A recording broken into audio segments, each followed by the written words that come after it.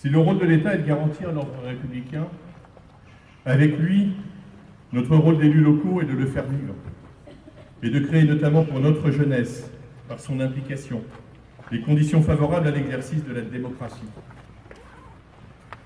Il est de tout mettre en œuvre pour que notre jeunesse bâtisse son avenir et l'espérance qu'il sous-tend, en lui permettant d'aller à la rencontre de son histoire.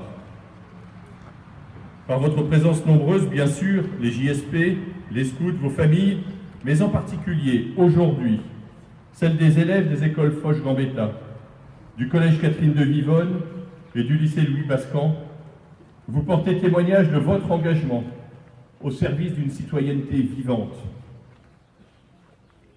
Cette citoyenneté dont Tristan a souhaité, à l'occasion de cette commémoration du 8 mai 1945, au nom de ses camarades, nous faire partager le sens. Il est le président du conseil de la vie lycéenne du lycée Louis Bascan.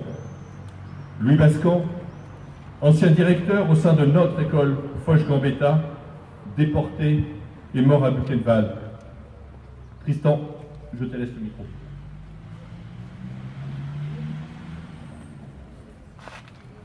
Aujourd'hui, nous sommes le 8 mai.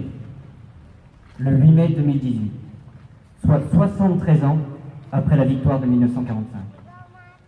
73 ans, une vie. Une vie et pourtant, nous sommes tous réunis.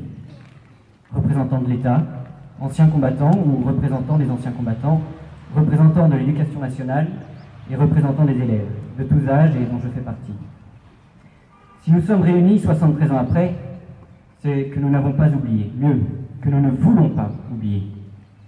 Refus d'oublier le bilan inimaginable de la Seconde Guerre mondiale, entre 60 et 80 millions de morts, dont 45 millions de civils environ. Refus d'oublier la barbarie dans laquelle le monde a été plongé. Mais plus que cela, aujourd'hui, j'ai envie de penser à ceux qu'on pourrait oublier de citer. Les héros qu'on oublie d'évoquer. Je pense aux Françaises et aux Français, aux forces françaises de l'intérieur et aux forces françaises libres, qui, sous la domination nazie, ont su dire non à la collaboration. Je pense aux officiers allemands de la Wehrmacht, qui plus d'une dizaine de fois auront tenté sans succès d'éliminer le tyran. Je pense à ces Allemands, ces Italiens, ces Français qui auront tenté de protéger au péril de leur vie celle de ceux que la barbarie nazie menaçait.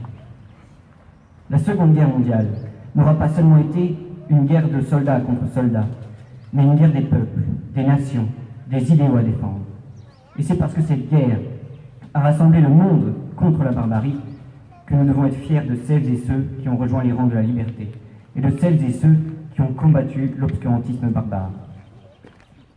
Aujourd'hui, 73 ans après, nous sommes tous réunis dans une Europe que nous souhaitons souder.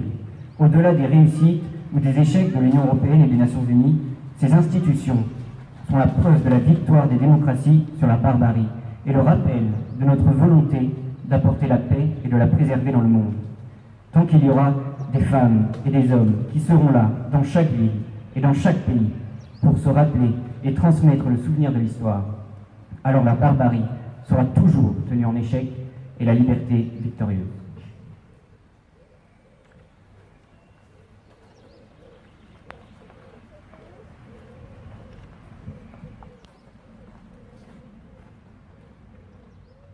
Dépôt de gerbe, Monsieur Michel Euzé, sous-préfet de Rennes.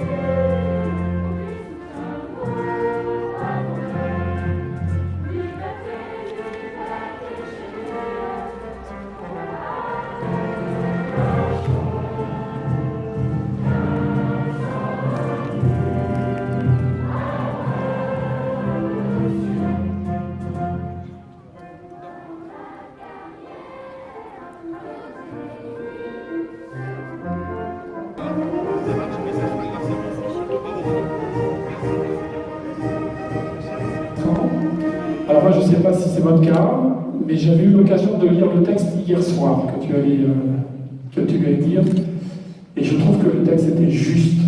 Il était dans la bonne note, comme on dit. Il était bien lu, et je pense que c'est avec des valeurs qui te sont propres que tu l'as lu. Et je voudrais qu'on le remercie, et je voudrais qu'on l'applaudisse.